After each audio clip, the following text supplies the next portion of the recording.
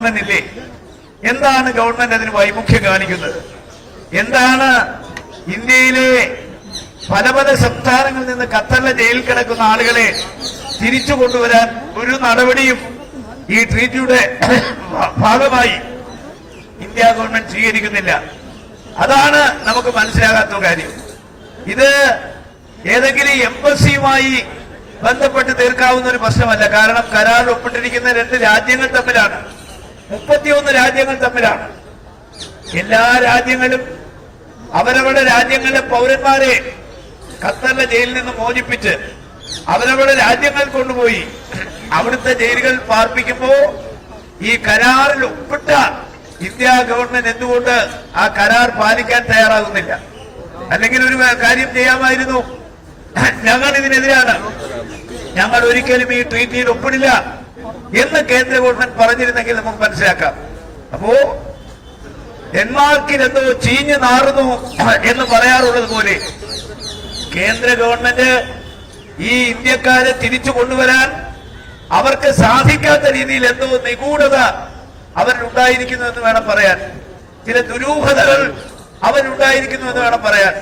അപ്പൊ ആ നിഗൂഢാത്മകമായ നീക്കങ്ങളെ, ആ ദുരൂഹമായ നീക്കങ്ങളെ തരണം ചെയ്യാൻ ഇപ്പൊ ഞങ്ങൾ എല്ലാവരും കൂടി ആലോചിച്ചിട്ട് KC വേണുഗോപാലുണ്ട്, ഞങ്ങൾ കേരളത്തിലെ MP-മാരുണ്ട്, പ്രേമേന്ദ്രനും സുരേഷും, നമ്മുടെ മലപ്പുറത്തെ മുൻ മന്ത്രി കൂടിയായിരുന്ന ET മുഹമ്മദ് ബഷീർ അദ്ദേഹമുണ്ട്. എല്ലാ കേരളത്തിലെ MP-മാരെല്ലാം രാഷ്ട്രീയത്തിന് അതീതമായി ഞങ്ങൾ ചർച്ച ചെയ്ത് ഈ ജൂലൈ 21 ആരംഭിച്ച പാർലമെന്റ് സമ്മേളനം ഓഗസ്റ്റ് 21 വരെയുണ്ട്.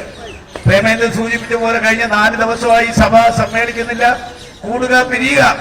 അതും ജനാധിപത്യ അവകാശങ്ങൾ സംരക്ഷിക്കാൻ വേണ്ടിയിട്ടാണ് പ്രതിപക്ഷം പാർലമെന്റിനകത്ത് പ്രശ്നമുണ്ടാക്കുന്നത്.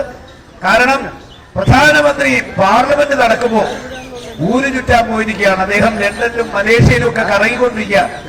സാധാരണഗതിയിൽ പാർലമെന്റ് സമ്മേളനം നടക്കുന്ന കാലത്ത് പ്രധാനമന്ത്രിമാർ ഉലകം ചുറ്റാൻ പോകില്ല. പക്ഷെ നമ്മുടെ പ്രധാനമന്ത്രിക്ക് ജനാധിപത്യത്തെക്കാൾ പാർലമെന്റിനേക്കാൾ പ്രാമുഖ്യം ഈ ഊരു ചുറ്റലാണ് എന്നുള്ളതാണ് നമുക്ക് മനസ്സിലാക്കാൻ കഴിയുന്നത്. എന്നാൽ പിന്നെ ഈ ഊരു ചുറ്റുമ്പോൾ ഈ ഊരു ചുറ്റുന്ന അവസ്ഥയിൽ ഇന്ത്യക്കാർക്ക് പ്രയോജനമുള്ള എന്തെങ്കിലും കാര്യം ചെയ്യണ്ടേ? അതിൽ ഏറ്റവും കൂടുതൽ കുടുംബങ്ങളെ ദുഃഖത്തിലാട്ടിയിരിക്കുന്ന, പല കുടുംബങ്ങളും പ്രതിസന്ധിയിലായിരിക്കുന്ന, പല കുടുംബങ്ങളും തീരാക്കണ്ണീര് അനുഭവിച്ചുകൊണ്ടിരിക്കുന്ന ഈ വിഷയത്തിനൊരു പരിഹാരം കാണാൻ എന്തുകൊണ്ട് പ്രധാനമന്ത്രി തയ്യാറാകുന്നില്ല? അതുകൊണ്ട് ഈ പ്രധാനമന്ത്രി തിരിച്ചു വന്നിട്ട് എല്ലാവരും കൂടി ആലോചിച്ചിട്ട് ഈ ട്രീറ്റി, ഇന്ത്യ ഖത്തറുമായി ഒപ്പിട്ടിരിക്കുന്ന ഈ കരാറ്, 31 രാജ്യങ്ങൾ ഒപ്പിട്ടിരിക്കുന്ന കരാറ് ബാക്കി രാജ്യങ്ങൾ പാലിച്ചിരിക്കുന്ന പശ്ചാത്തലത്തിൽ ഇന്ത്യ കൂടി അത് പാലിക്കണമെന്ന് ഞങ്ങൾ ആവശ്യപ്പെടുന്നതിനെ കുറിച്ച് ഗൗരവമായി ആലോചിക്കും. നിങ്ങളുടെ ഈ സമരത്തിന് ഐക്യദാർഢ്യം പ്രഖ്യാപിക്കുകയാണ്. നിങ്ങൾ ഓരോരുത്തരെ കാണുമ്പോൾ ഞാൻ നമ്മുടെ കുടുംബത്തെ കുറിച്ചാണ് ആലോചിക്കുന്നത്. നിങ്ങളുടെ സ്ഥാനത്ത് നമ്മുടെ കുടുംബത്തിലെ ഒരു അംഗമാണ് പോയിരുന്നെങ്കിൽ എന്താണ് നമ്മുടെ ഒരു സ്ഥിതി എന്നുള്ളത് വെച്ചിട്ടാണ് നിങ്ങൾ ഓരോരുത്തരുടെയും വികാരം ഞങ്ങൾ കാണുന്നത്. അതുകൊണ്ട് നിങ്ങളുടെ ഹൃദയത്തുടിപ്പുകളും നാഡീസ്പന്ദനങ്ങളും മനസ്സിലാക്കി നിങ്ങളുടെ കുടുംബത്തിലുണ്ടായിരിക്കുന്ന ഈ തീരാ ദുഃഖത്തിൽ നിന്ന് നിങ്ങളെ കരകയറ്റാൻ ആവശ്യമായ നടപടികൾ പാർലമെന്റ് അംഗങ്ങളുടെ ഭാഗത്തു നിന്നുണ്ടാകുമെന്ന് നിങ്ങളോട് ഞാൻ പറഞ്ഞുകൊണ്ട് ഈ സമരത്തിന് എല്ലാവിധ ഐക്യദാർഢ്യവും പ്രഖ്യാപിച്ചുകൊണ്ട് ഞാൻ എന്റെ വാക്കുകൾ അവസാനിപ്പിക്കുന്നു. നമസ്കാരം. ജയ് ഹിന്ദ്.